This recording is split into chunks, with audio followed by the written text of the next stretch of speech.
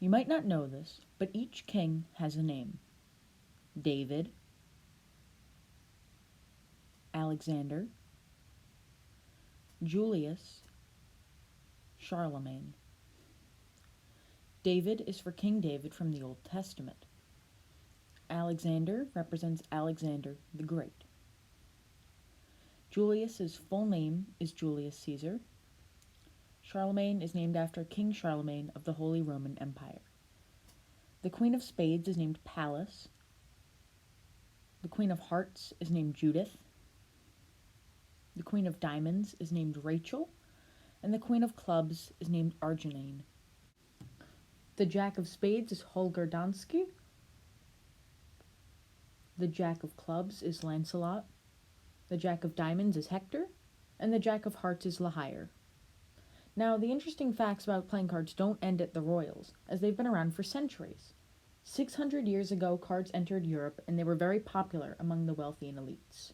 After Gutenberg invented the printing press, cards were mass-produced and cheaply produced, meaning the price of decks went down. In the 1480s, after the French began painting through stencils, cards saw another price reduction.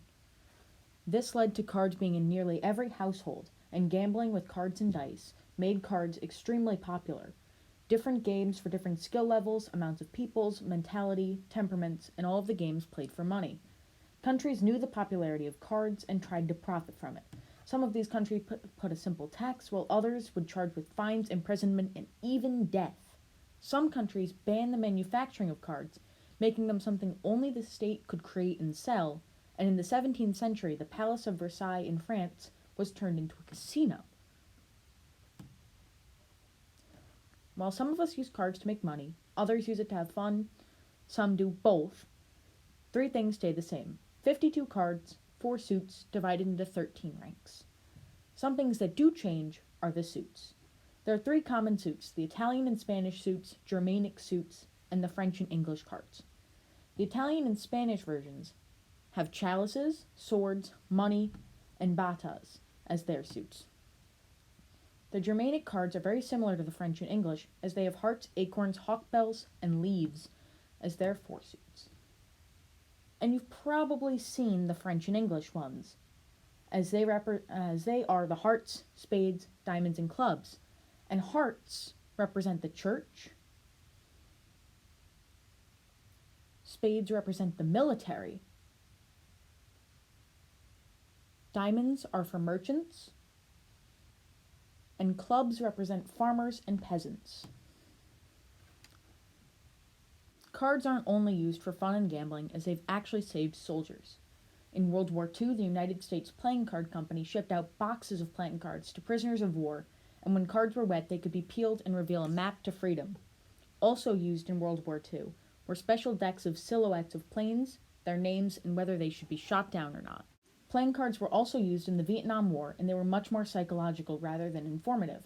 Because cards are often associated with tarot, and spades are often associated with death, and the Vietnamese being very superstitious, the Americans sprinkled spades onto dead Viet Cong soldiers and across Vietnamese trails. Cards were also used in Iraq, as in 2003, special decks were made to identify officials in the Iraqi regime. The aces were reserved for Saddam Hussein, his sons, and his right-hand man. My favorite theory I've learned while recording this says that the 4 suits represent the 4 seasons, black cards represent night, and the red represent the day. The 52 cards is for 1 card for each week in a year. There are also 13 cards in each suit, and there's also 13 lunar cycles each year. There's also 12 court cards and 12 months in the year. And in 365 days, there's also 365 symbols in a deck of cards. Here's a couple more fun facts. A deck can be rearranged in a number larger than the number of atoms on Earth, and that number is about 8, followed by 67 zeros. The 8 of diamonds also has 3 8s on it, the 2 in the corners and 1 in the negative space between the diamonds. Almost every card at a casino is made completely of plastic. Next time you use playing cards, know all of the facts and all of their historical help throughout the centuries that they've existed.